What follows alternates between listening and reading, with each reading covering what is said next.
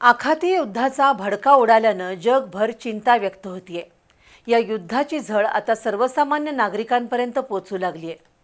2च दिवसांपूर्वी घरगुती आणि व्यावसायिक गॅस सिलेंडरच्या दरात वाढ झाली।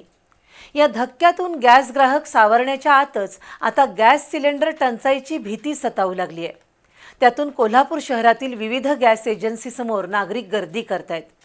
वेळेवर गॅस सिलेंडर मिळत नसल्यानं काही ठिकाणी वादाचे प्रसंग उद्भवू लागले आहेत। दरम्यान संभाजीनगर इथल्या एका गॅस एजन्सीमध्ये संचालक आणि ग्राहकांमध्ये प्रचंड वादावादी झाली।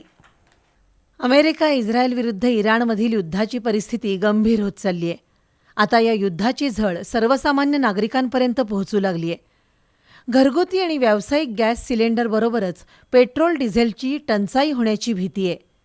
एकीकडे शनिवारी घरगुती आणि व्यावसायिक गॅस सिलेंडरच्या किमतीत वाढ झाली, तर गॅस सिलेंडरच्या पुरवठ्यावर मर्यादा आणि बंधनं येणार असल्याची चर्चा सुरू झाली आहे। त्यामुळे कोल्हापूर शहरातील गॅस वितरकांच्या कार्यालयात नागरिकांची गर्दी होतीये। महिन्यातून एका ग्राहकाला एकच सिलेंडर दिलं जाईल असं गॅस एजन्सीकडून सांगितलं जातंय। त्यामुळे गॅस ग्राहक अधिकच गोंधळात पडलेत। अशा परिस्थितीत आज कोल्हापुरातील विविध गॅस एजन्सीसमोर नागरिकांची मोठी गर्दी झाली होती। काही ठिकाणी नागरिक आणि गॅस एजन्सी कर्मचाऱ्यांमध्ये वादावादी झाली। मात्र कोल्हापूर जिल्ह्यामध्ये पुरेसा गॅस सिलेंडर साठा आहे। नागरिकांनी गॅस वितरकांना सहकार्य करावं, तसंच घरामध्ये अनावश्यक गॅस सिलेंडरचा साठा करू नये असं आवाहन जिल्हा पुरवठा अधिकारी मोहिनी चव्हाण यांनी केलंय। कोल्हापूर जिल्ह्यामध्ये कुठल्याही प्रकारे घरगुती गॅस सिलेंडरची टंचाई नाहीये। आपल्याकडे साधारणतः दर दिवशी 28,000 इतक्या घरगुती गॅस सिलेंडरचं वितरण होतं। तितका स्टॉक आपल्याला कंपनीवरून आपल्याला इथे प्राप्त होत असतो। त्याच्यामुळे घाबरून जायचे काहीही कारण नाही तिथे। त्यासाठी कुणीही नागरिकांनी गॅस एजन्सी समोर आपण रांगा लावण्याची आवश्यकता नाहीये। फक्त त्याचा जो काही पिरियड आहे, बुकिंगचा पिरियड आहे, तो 21 दिवसावरून 25 दिवस केलेला इतकाच आहे।